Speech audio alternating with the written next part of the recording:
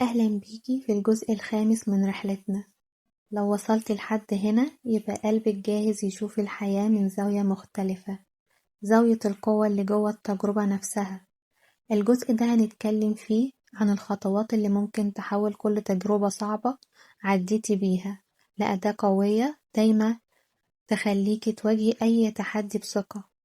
أول حاجة، تذكري قوتك. كل الألم اللي عديتي بيه، كل دمعة وكل لحظة ضعف علمتك حاجة.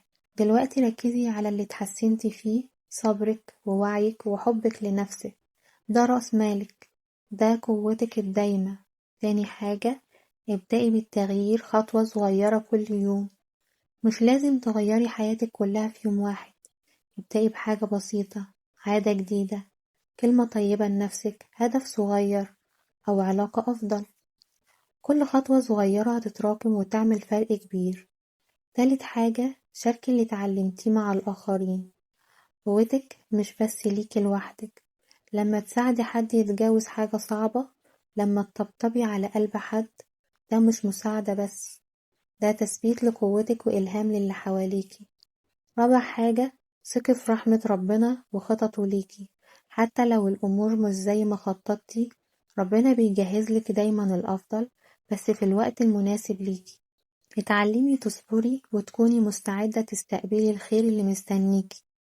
خامس حاجة، استمري في التأمل والوعي الذاتي. خدي وقتك كل يوم للتفكير في رحلتك، واحتفلي بكل نجاح صغير.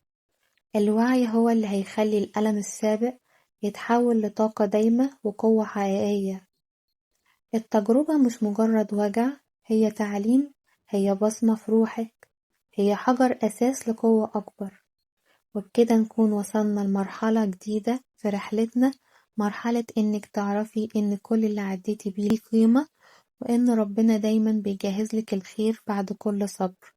لو حسيتي إن الحلقة دي ريحت قلبك وفتحتلك نافذة أمل، اشتركي في قناة مراية الروح علشان تكملي معانا كل جديد، وتشاركي الناس اللي حواليكي النور اللي جواكي.